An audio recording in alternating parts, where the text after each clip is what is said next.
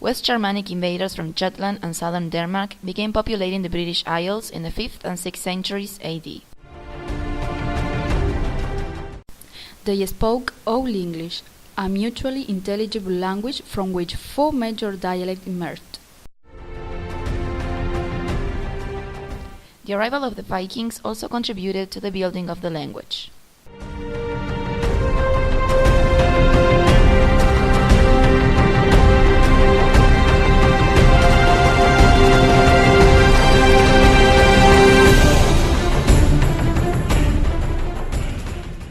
We know about Old English thanks to these findings: the Andri Bractate, which is a gold medallion, and the Caesarus Tragalus, which is a raw deer's ankle bone. Both have runic inscriptions. Beowulf is an epic poem about a Scandinavian hero who killed a monster. The author is unknown.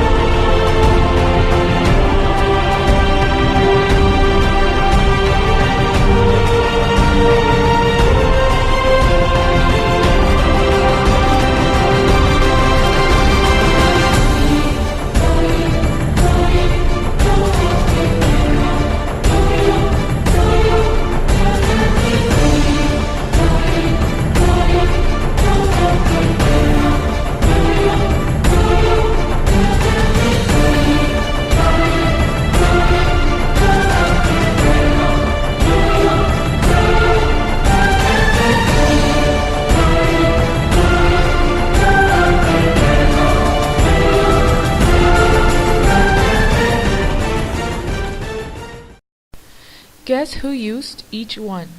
The nobles of French origin or the English peasants?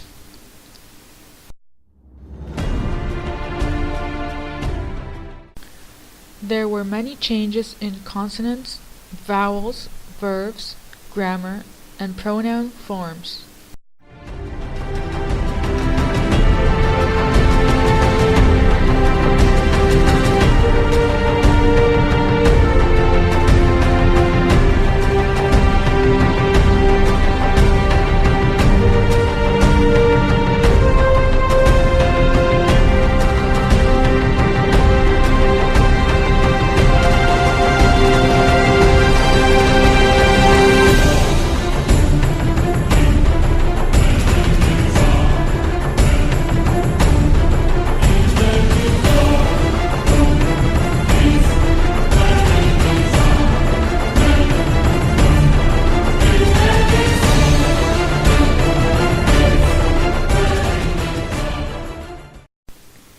It is useful to compare various versions of a familiar text to see the differences between Old, Middle, and Modern English.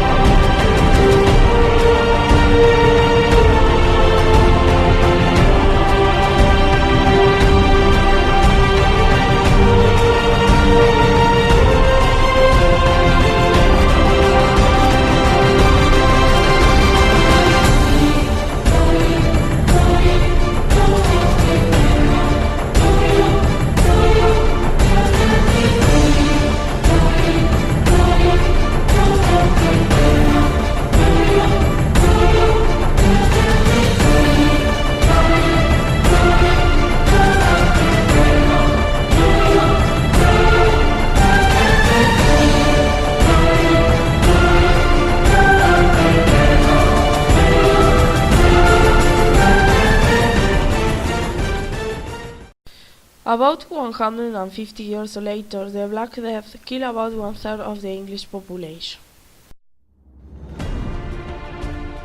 The laboring and merchant classes grew in economic and social importance, with them the use of English.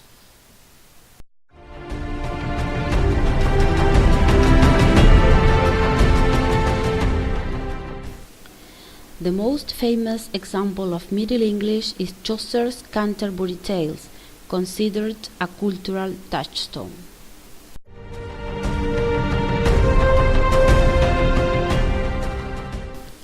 By 1362, the Statute of Pleading was adopted, which made English the language of the courts and used in parliaments.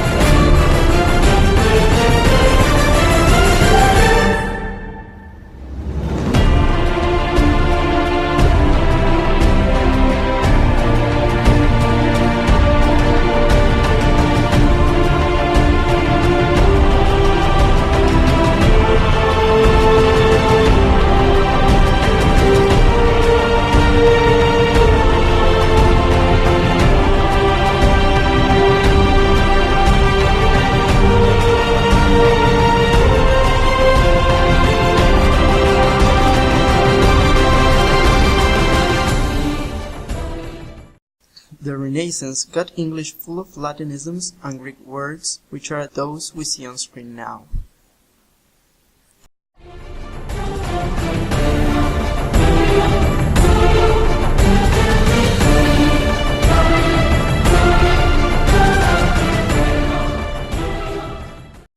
William Shakespeare improved the English language by adding words, catchphrases, and what we now know as clichés.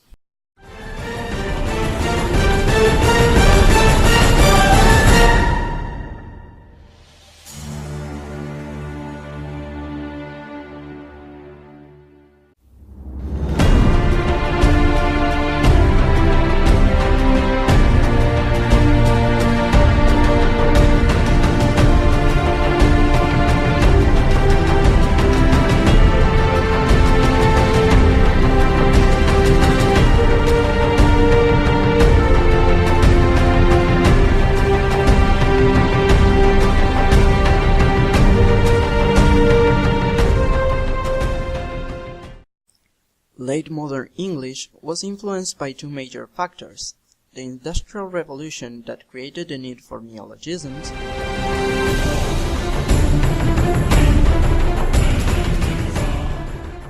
and the British Empire that had 2/3 of the world under its crown, meaning that borrowed words from their colonist languages as a consequence.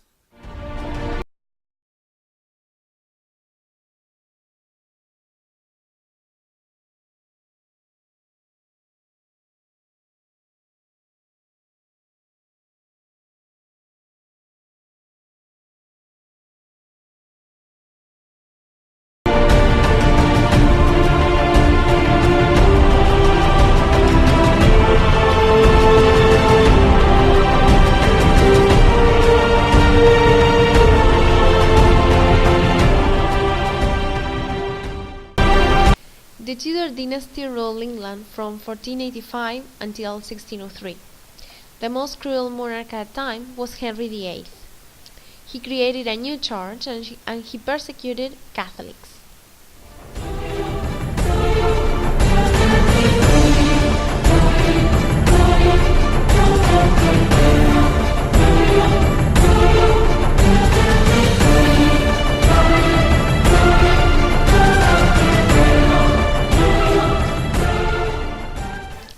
The Puritans sailed on board the Mayflower till they landed in Plymouth in America.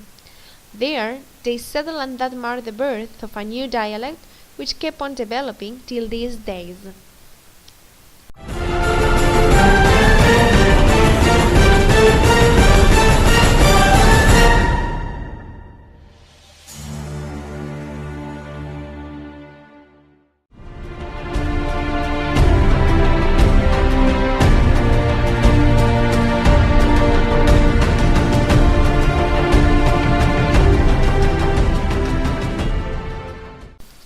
traveled on board the famous Intaba.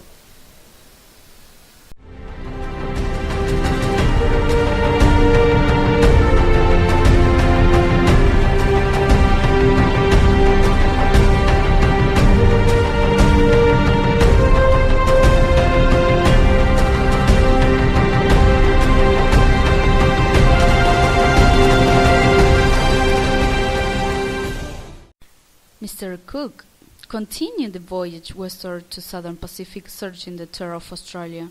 I'm very interested in that land. Following Queen's orders, James Cook explored and mapped most of the Pacific Ocean islands and coastlines.